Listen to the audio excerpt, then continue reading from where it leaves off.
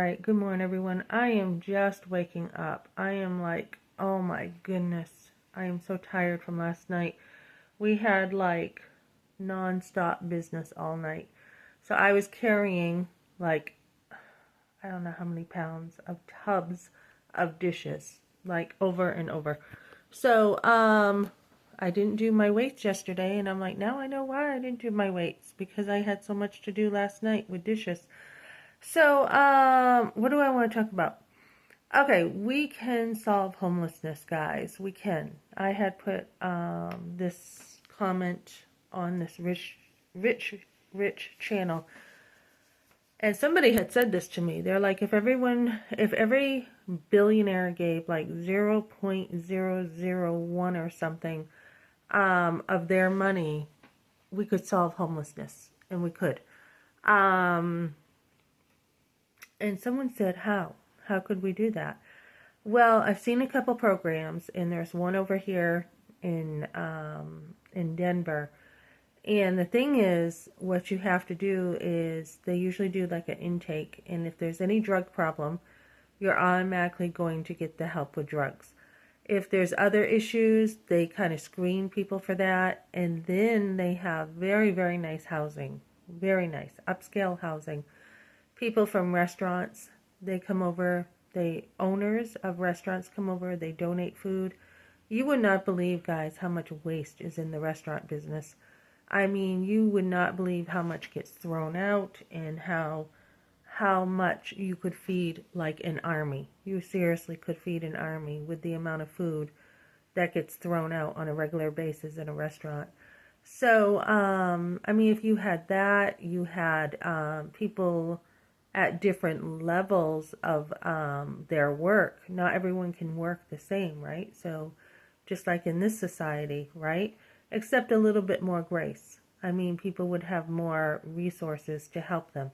And if you had training programs to help people with whatever issue they're dealing with, and make it a Christian organization, because that's really what the truth is. The truth is what sets people free. So make it a nonprofit, and I'm even thinking of this myself, not that I'm a billionaire, but to use other businesses' money, right? Their money that they don't need, and put together, a bunch of businesses, and instead of using Medicaid like a lot of people do, put in some healthcare or something, right? Put in something else, put in free clinics or something.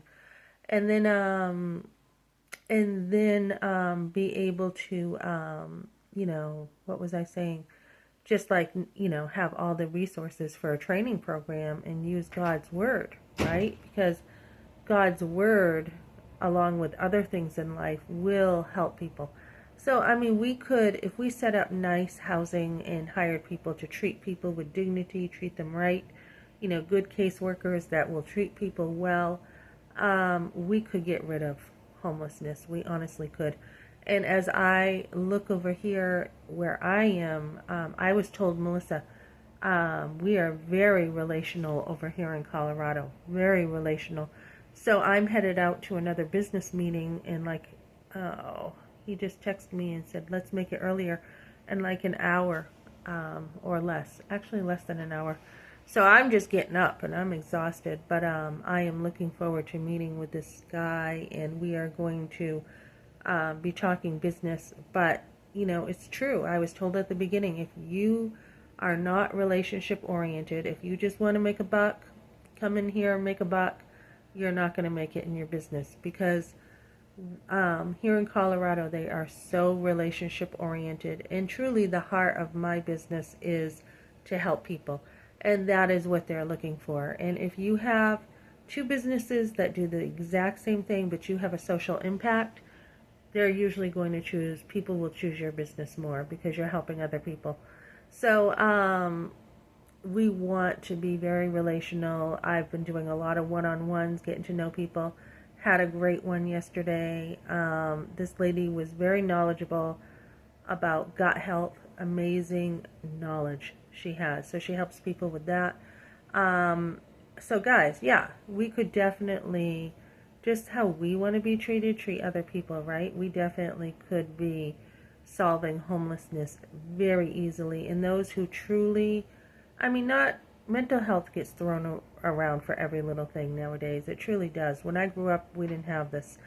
But for truly people who are, I don't think we use the word retarded nowadays, but people who truly have disabilities, that's a whole nother ball game where different things could be done there, right? We could work with people, get professionals in for that level of care needed, and we could change the world. And people think, oh, why do I need to care about the homeless? Because it affects you. I mean, we see crime rates going up. We see a lot of crime nowadays. People stealing, robbing banks because they're just trying to put food on the table sometimes, or the heart is not right and they, need some correction there. But prison. I feel like prison is not the answer. I really do. I feel like there is a time for some people to be in prison, definitely, but there are a lot of people who have not even done that much wrong and they're in prison for a long time. And the prison systems need to be reformed. They are not productive. They waste a lot of people's money. People like Ted Bundy, you can't help. I mean, God can save anyone, okay? But someone like that, yeah, the death penalty.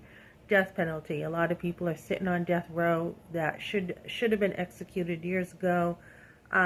We need a lot of reform in that, in the schools, and the homelessness. And we could make a huge difference if people cared more. And I think the fact is people don't care enough. And if people got back to, good principles, godly living, going to church, and churches help people more, that would be great. I just had a confrontation with another church. I'm like, hey, do you guys help with this? Because this is what I do. I do help with resources. And they're like, well, no, we don't help people unless they're, members. And then I hear, well, we already helped you once. And sometimes I do ask for myself. And that's it.